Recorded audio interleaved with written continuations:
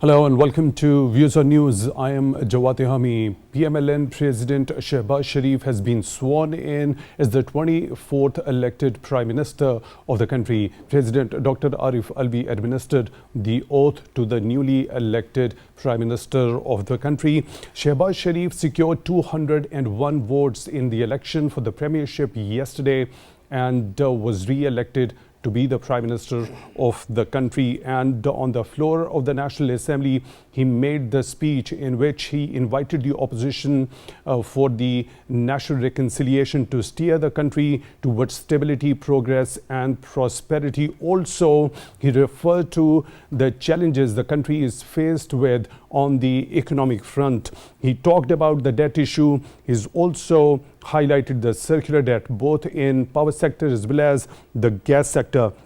He's also laid down the priorities in a number of sectors of his government, and he has also said that the government will put in the best possible efforts to enhance the revenue. The Prime Minister on the floor of the National Assembly said that outdated laws will be done away with to create conducive environment for business and investment in the country. He also said visa-free entry would be given to entrepreneurs from friendly countries, and he has also directed the banks to give loans to the youth for the promotion of small and medium enterprises. He also said a network of export zones will be spread across the country. China-Pakistan economic corridor will be taken forward with cooperation of the friendly country China, and he also has highlighted the priorities of his government as far as the agriculture sector is concerned.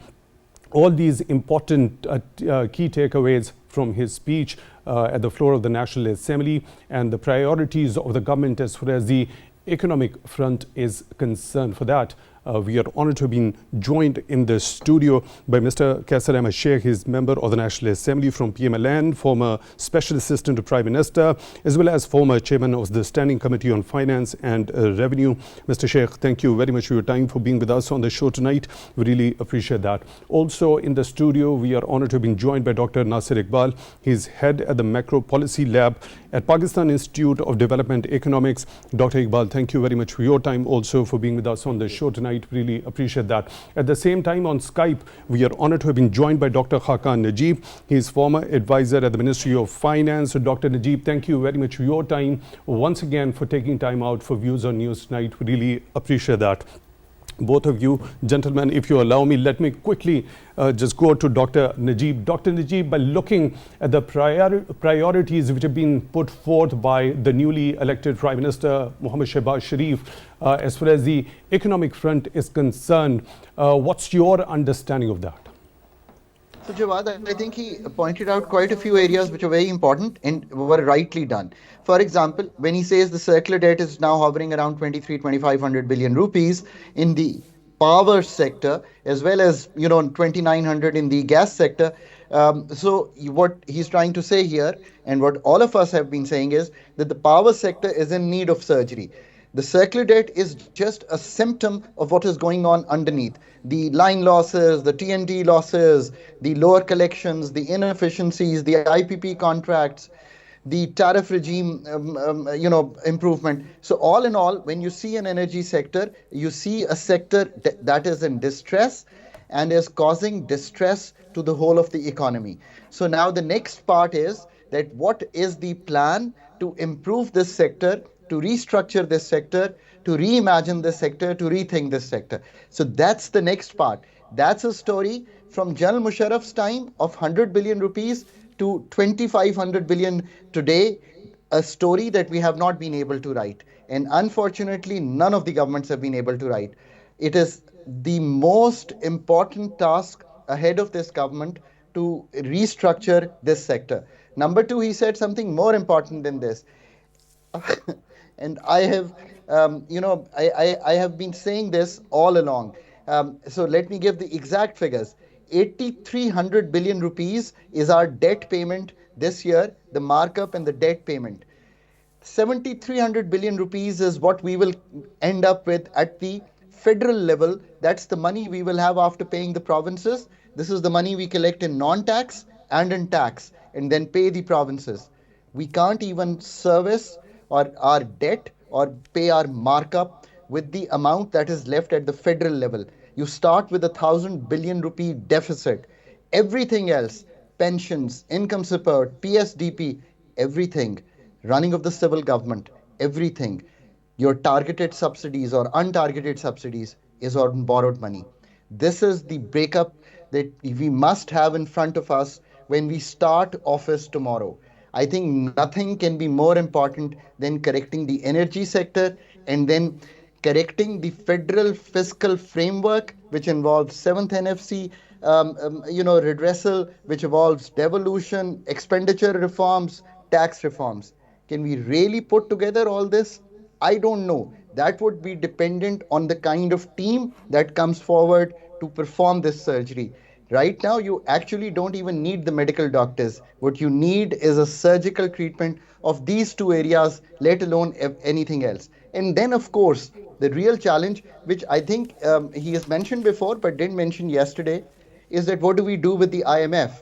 Just saying that we'll go to the IMF is just the beginning. It's like saying that we have to study for the exams, but it's IMF now is not that easy. You've done a program which is an interim sort of a program has helped you ride this difficult period.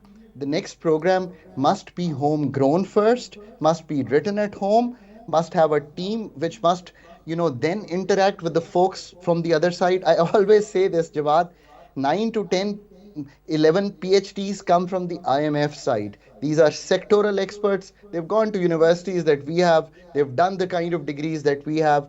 They are experts in fiscal, in energy, in structural, in monetary.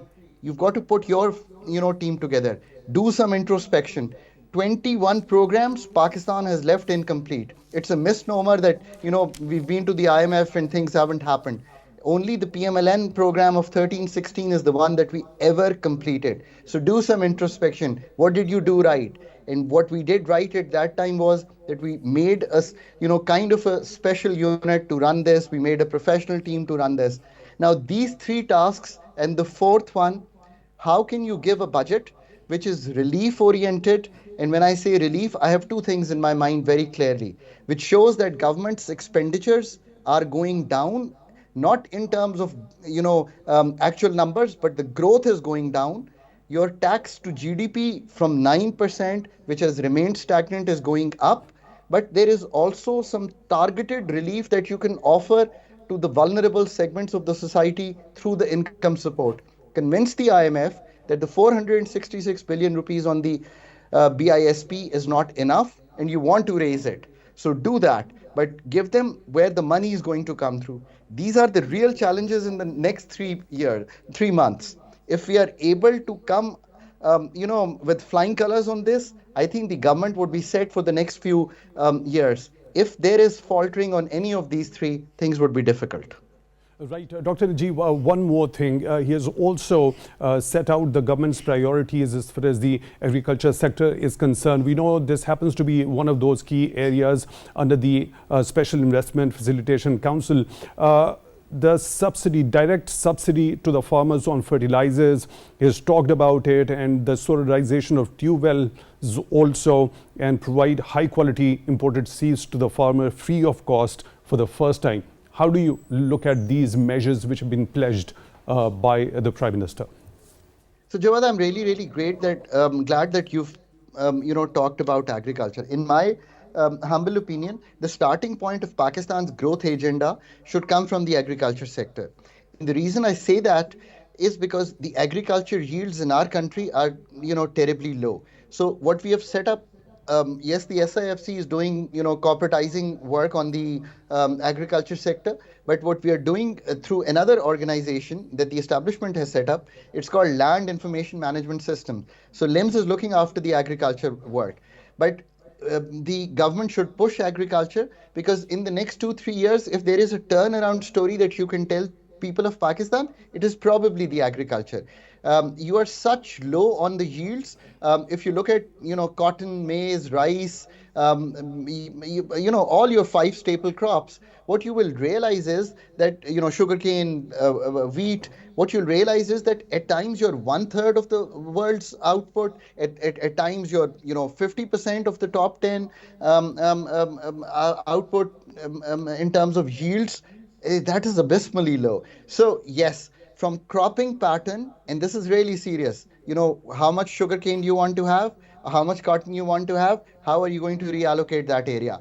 To mechanization, to financial intermediation. It's not enough to just set a target from the State Bank of Pakistan that this is how much credit we will disperse. It's very important where the credit is going. So, number three. Number four, really, really important, the AI technologies, the technologies of today, which will help our farmers, educating the farmers, gearing up our PARC, NARC, the federal and the provincial setups that we've created to go down and really, really do this work. So agriculture is a good story. The real good story there is that you have $5 billion, I think, approximately in exports.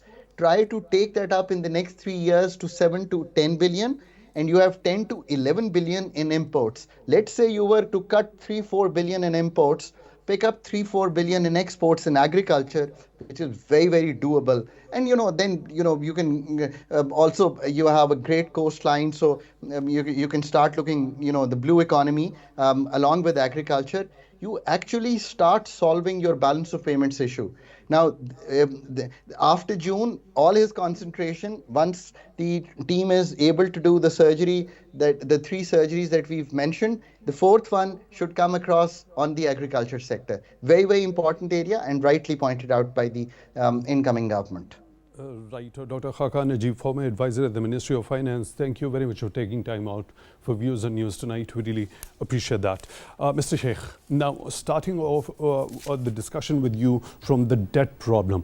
Now, the Prime Minister at the floor of the National Assembly has mentioned it's 80,000 billion rupees of both internal and external loans, and the situation warrants deep surgery. How the government is going to go about this? Bismillah ar-Rahman ar-Rahim. Prime Minister delivered a speech after being elected in the National Assembly. It was a detailed speech, and mostly almost all mayors and all fields were covered in that. So you particularly asked for debts. It's a big problem, and all previous governments are trying to handle this problem, but up to now we could not have exact solution for that, because our budget is in deficit, and we need to balance the budget. We need more loans, and then the burden of loans is being increased. And after 18th Amendment, most of the field is with the provincial assemblies, but all these charges on this loan, interest of this loan is being suffered mainly from federal budget. So of course we are trying to find solutions, and then only solution is if we have a balance in our budget and more revenues are collected. So revenues at present, as Dr. Najeeb very well mentioned, is about 9% of the GDP. So at least we are thinking to bring it up to 15% in the next few years. And Prime Minister himself mentioned that we are planning that by 2030, our country should come in the list of G20. It's a huge, difficult target, but Prime Minister is dedicated, and our new government, we feel that the potential is there. We would have to make our priorities, and we would have to make more planning and to find the solution, because FDI is the major item which I feel that this can fulfill the gap what we have in the budget deficits.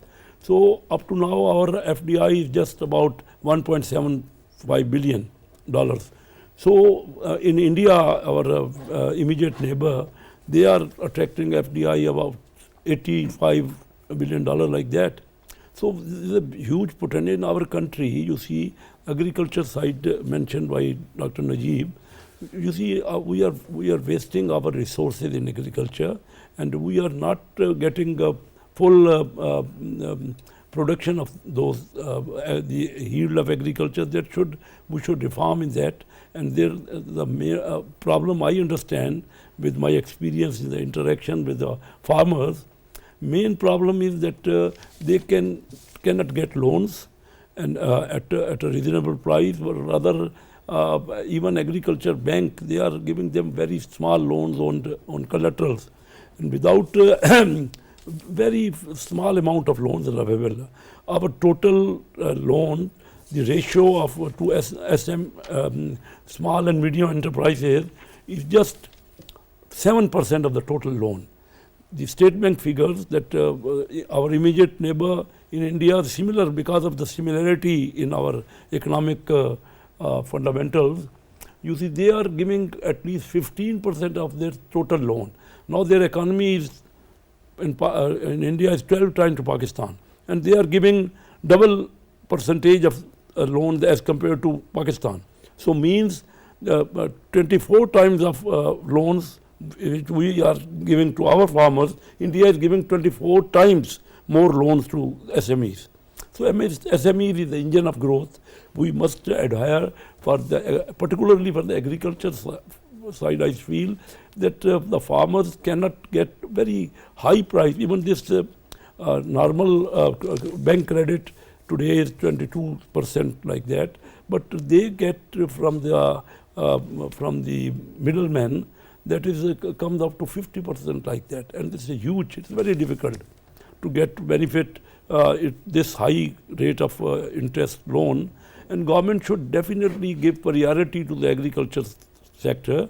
That is the most important, and for that I feel that of course there should be some farmers should get their own energy, and but more important in my opinion, which I have my own experience with them, is the loans. Agriculture loans should be given maximum facility to the farmers, because mainly our agriculture, you see, in total overall economy, the size of agriculture is not very big, and our huge number of people are involved in that.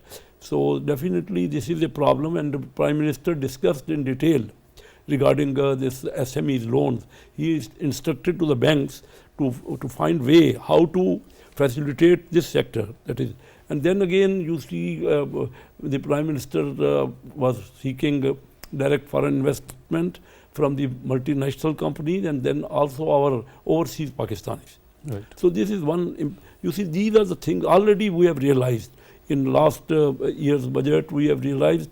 And more emphasis should be given to collect the loans. In my opinion, there is a great leakage in our taxations, and FBR is not properly working. We should have, you see, now recently government thought that there should be 2 or 3 institutions instead of one FBR.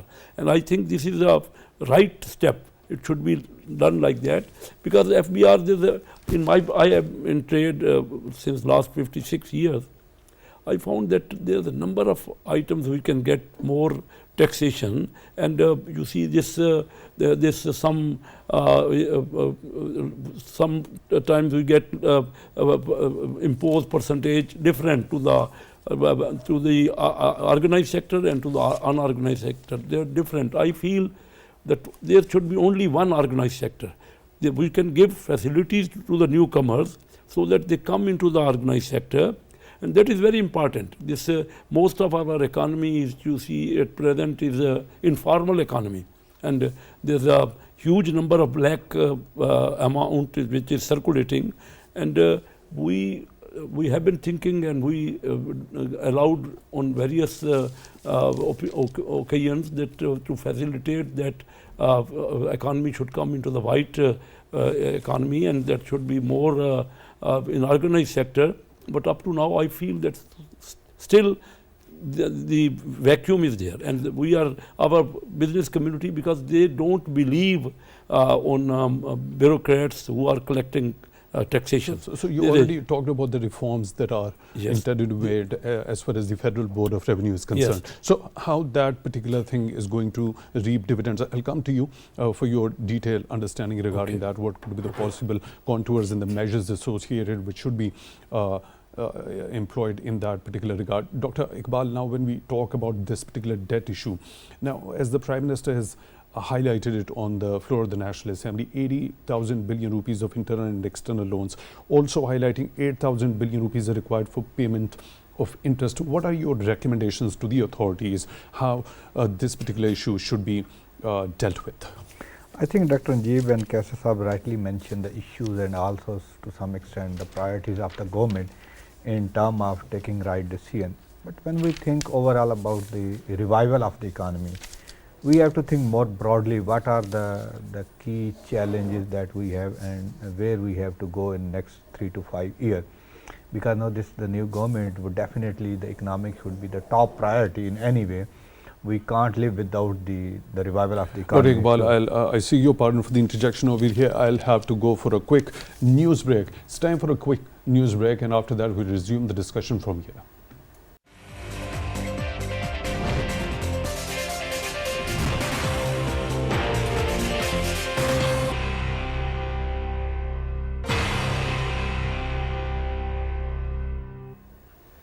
Welcome back to Views on News. We are discussing as to the economic challenges which have been mentioned by the newly elected Prime Minister Mohammad Sheikh in his maiden address at the floor of the National Assembly, and also setting out the priorities of the government. To discuss that, we are already joined in the studio by Mr. Ahmad Sheikh and Dr. Nasir Iqbal.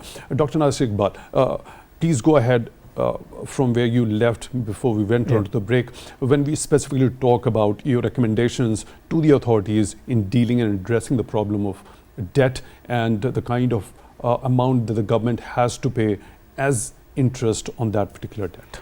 You know, when we talk about the revival of economy, we have to think about the overall package of the economy. It's not about the only debt issue that you highlighted. The expenditure part of the government is also very high, and on the other side, when we talk about the tax, there is a lot of leakages and other issues linked with the debt side. And the more importantly, when we talk about the doing business, the cost of doing business is very high. So what we recommend at the PIDE, at our level, is we need a very deep reforms in all segment of the economy.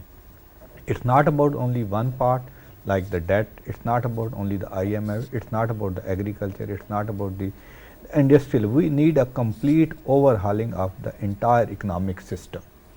And PIDE focus is primarily on the reforms, and we proposed right before this election that, and also presented a reform agenda to all political parties. Look, this is the way forward for us. This would be debated and it should be implemented, not only debated, but it should be implemented if we really looking for the reform. How we go about those reforms, because it's a very tricky and very difficult part of the economy, because there are a lot of interests and the rents involved with all the stakeholders. Those are engaged with these type of issues, so they always have some sort of resistance while implementing reforms. Especially if you look into the example of FBR right before this election, there are a lot of resistance within the even system to implement those reforms.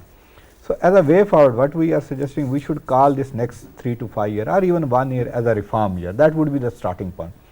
Every ministry, every meeting should come up with the 1 point agenda. What are the reforms you are looking for? What reforms you actually implemented to meet the desired target?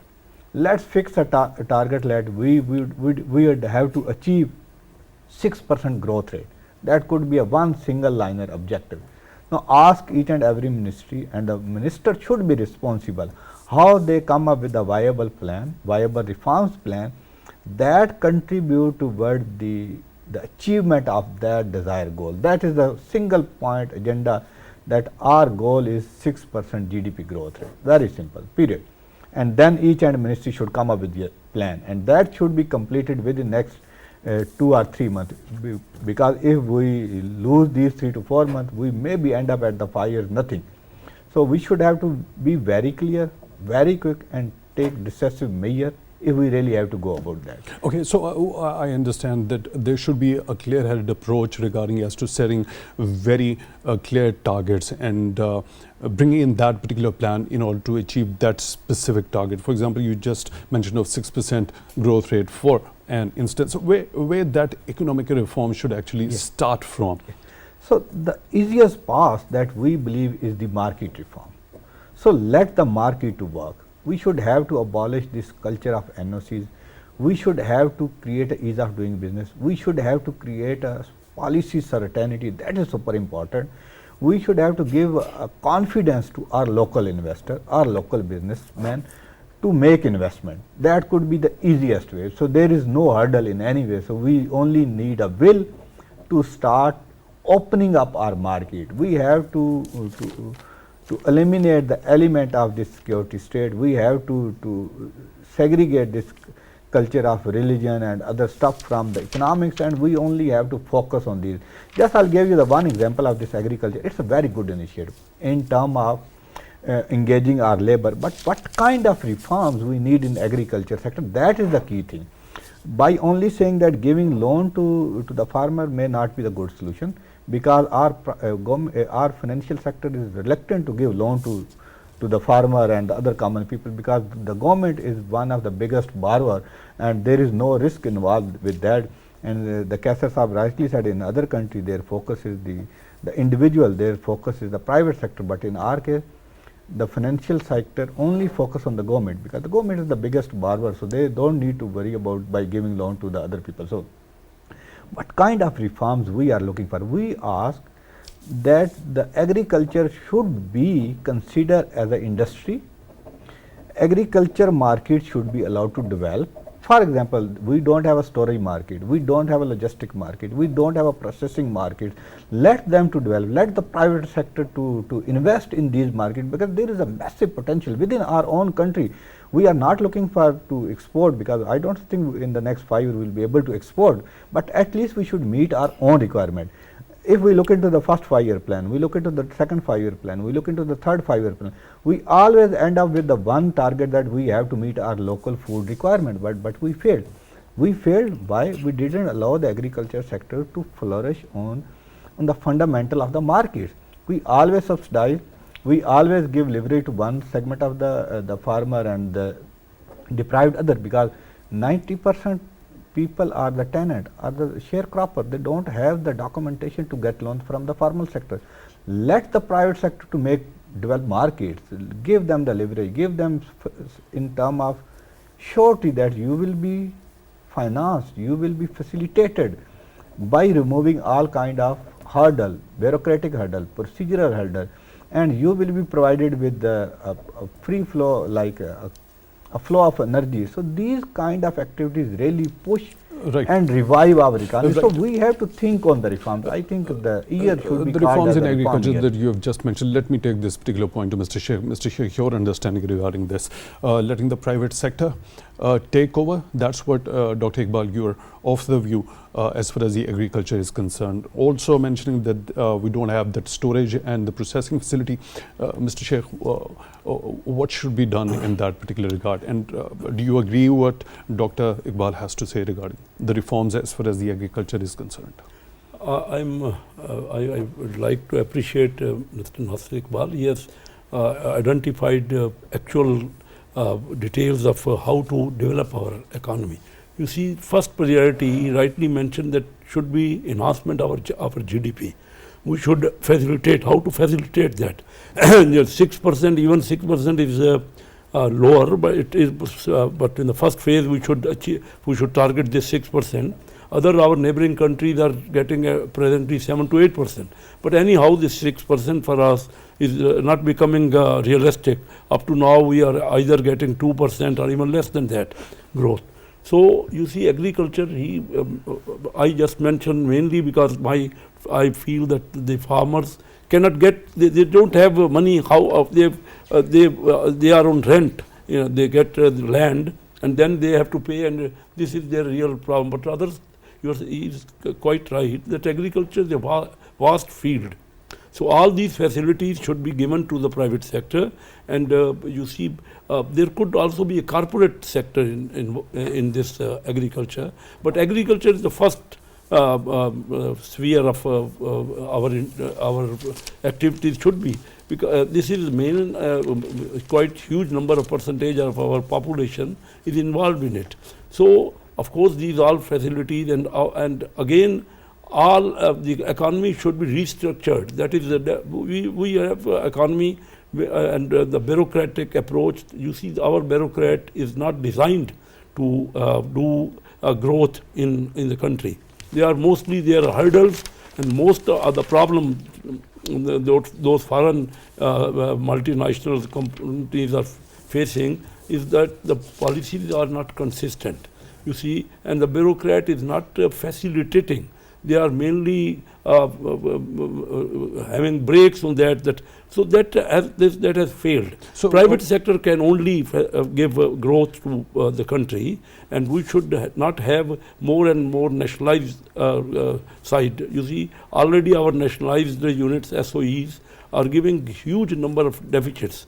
Only 1,000 billion is in electric side, and then gas also very big deficit. And you see, that's a right step Prime Minister identified, that directly the farmer should be facilitated, not through the companies, not through this pesticide and pharmaceutical companies. So I think that we know about what to do. All of us agree that there should be restructure of the economy, but up to now real steps have not been taken. Our private sector is not feeling. You see, why I compared India with Pakistan. Up to 1990, Indian economy was 4 times to Pakistan. Last 33 years, they have become 13 times to Pakistan.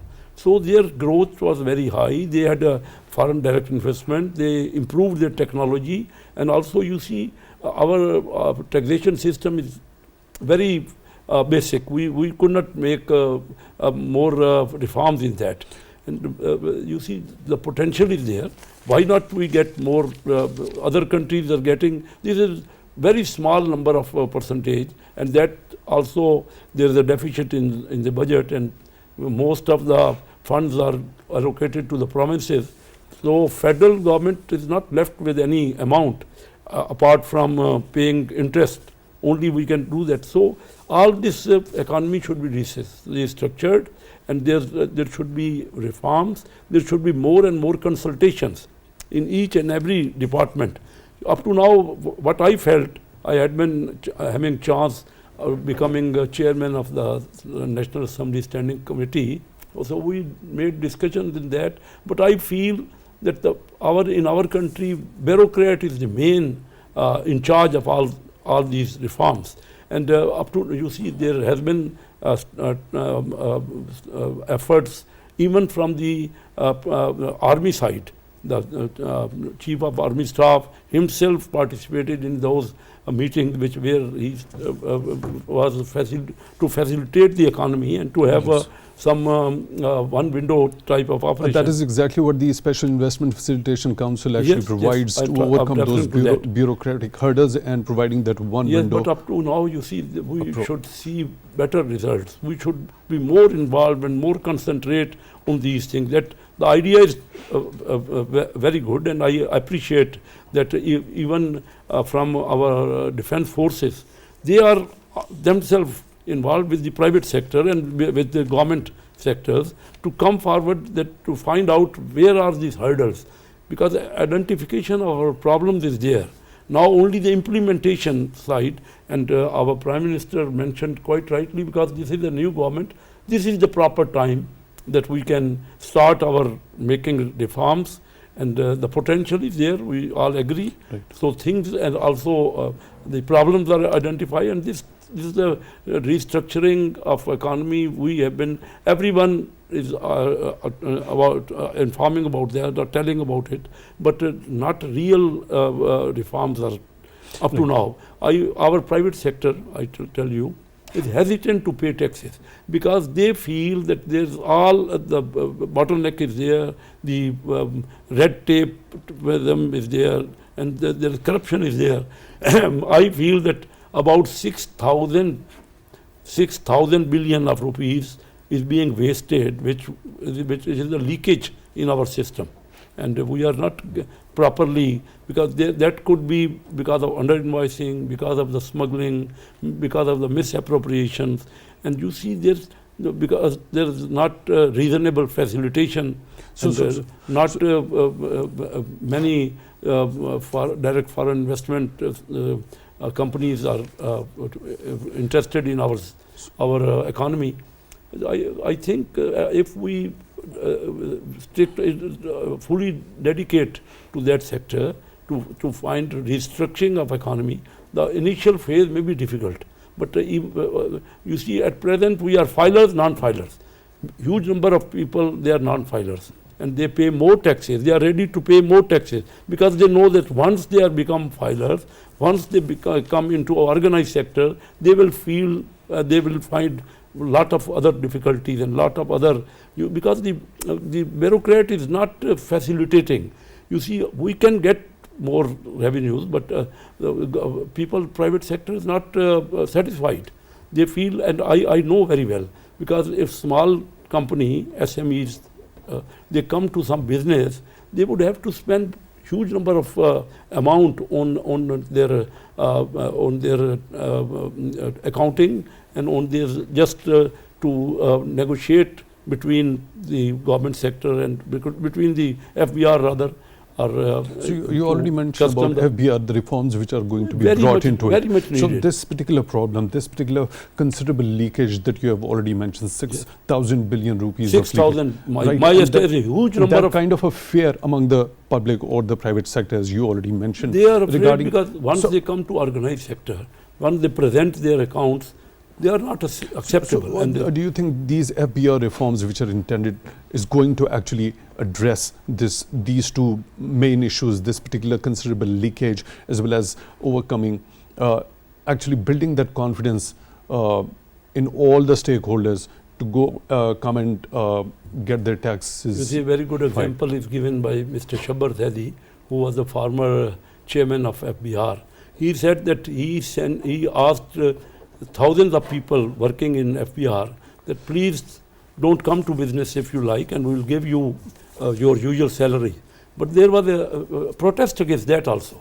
So what is it is the indication, it is the real, you see, up to now no one has given attention that how the leakage should be that leakage should be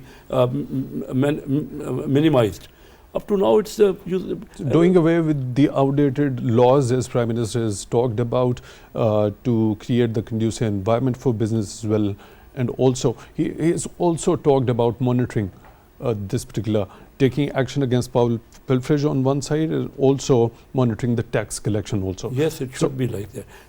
All sale tax, now some sector is just being more they have been under management, or they find the results of that, but many sectors, they are not paying real sale tax. What should they pay? We have a lot of more potential in that all sale tax is being avoided. I feel most of the percentage of them, you see, the value added industries, they have to pay on each stage, but up to now the farmers, the leakages are there, and that can be minimized. But I feel that the whole structure should be changed. I agree with Mr. Nasir. Only mentioning that and not making reform, what happened, whatever we tried to get facilitation, why our private sector is hesitant, why are they not, in any case, you see that small shopkeepers and even the retailers should come to the in sector of sale tax. But up to now they are reluctant. Why? Because they feel that they don't have as much income to submit all the details which are a number of times required to these institutions. So really we should find out that what is the actual problem, how to resolve that, what are the reforms we have to do, and all committees which we have, whenever we discuss on that, even the committee members, whatever they recommend, that is not implemented. So more and more things of consultation and finding solution of and to target that at least 6% growth should definitely be achieved. How to achieve it then can be discussed again and again. Right. Dr. Iqbal, now FBR reforms, restructuring of FBR, we saw there were strides made during the caretaker setup as well. How do you think that has the promise of addressing these two particular issues, the fear that has been mentioned by Mr. Sheikh among the private sector, as well as that particular leakage, that considerable 6,000 billion rupees? I think it's a very valid observation that there is a lot of leakage, and when we look into the actual collection by the FBR, it's not about too high, because most of the time there are agents, those are collecting on the behalf of FBR. So we have to really revisit the FBR approach in terms of the overall tax narrative and tax collection. And most of the time they said that we digitize the form, we digitize this, we digitize, but it's not about digitizing the procedure and documentation. If you look into the way that even I'm a salaried person, if I have to submit my return, it's always very difficult for me to even understand with a PhD degree, how can a common man, a common shopkeeper and a common person would understand the very hectic forms and the lengthy procedure to even submit the order. Just make it a very simplified, and we are not taxi. That should be very much clear. Even Dr. Iqbal, I seek your pardon for the interjection over here. Even if this particular process or the procedure to file the taxes is simplified to a greater extent, why is it necessary, is it deemed necessary that every person should be filing the tax return himself? I mean, why can't every person go and consult an expert on that? I mean, if you have to go to the court, you have to hire a lawyer. Even if you have to get your tap corrected in the house, you go to the plumber, you go to the electrician. You don't have all those skills associated with you. So filing the taxes, why is it deemed necessary that every person, a layman, should be filing the taxes by himself? Yeah, you know, when we look into the frequency of an event, if there is a rare frequency, definitely you ask for a help, because it would be a cost effective, you can get the support. If the frequency is very high, or in terms of events, in terms of the tax filer, then probably making it easy, because it is very difficult for everyone to recruit a lawyer, to recruit an expert for making that type of submission. So let's make it a very similar. If I can pay my electricity bill by using an online mobile with a one click, why not I pay my tax? Because it will increase your collection. If I have to go to somewhere to consult someone, definitely it increase my transaction cost. So for that, digitization also could play an important role. Yeah, but the way how we can use technology, that is important. I was just reading an article early in the morning that it's not about the available technology, it's the way how we can use technology, how we can implement the technology. That is important. Technology also requires some additional resources to implement. If I don't have an Android mobile, how can I use internet? So if the government gave like internet to everyone, but the cost of Android mobile is very high, then it means despite having the technology, I can't use that technology. So this is the real issue in case of Pakistan. We try to say that we reduce this much transaction, but we didn't think those transactions in an overall systematic way. What are the other ingredients? Those are actually needed to make sure people can get benefit of those things. Look how the private sector facilitated consumer to increase their demand by sending messages, very simple messages, by giving them a learning toolkit. Okay, more awareness and simplification of that particular procedure of filing the tax returns. Yeah, that could be one step. Then the second is we have to reconsider, I think we have to reconsider the NOC culture, the documentation culture. This is very pathetic in terms of, like, if we really have to think that our small sector, or the SMEs is the backbone of the economy, we have to think twice how we can facilitate. It's not about giving them like a cheap loan. It's giving them like a system where they can earn, where they can expand their businesses. Giving them a loan is not a solution in any way, in any case. So we have to give them the system where they can have a free will to do any kind of business. Right. What else? at their own. Unfortunately, we are short of time. Your quick last comments as to what else other than more awareness among the people, and the simplification of the tax system. What else is required to broaden tax base? For broaden tax base, I think we have to focus on the tax rate as well, because and also the multiple policies that we have to revisit that. And also the last important part is the tax expenditure.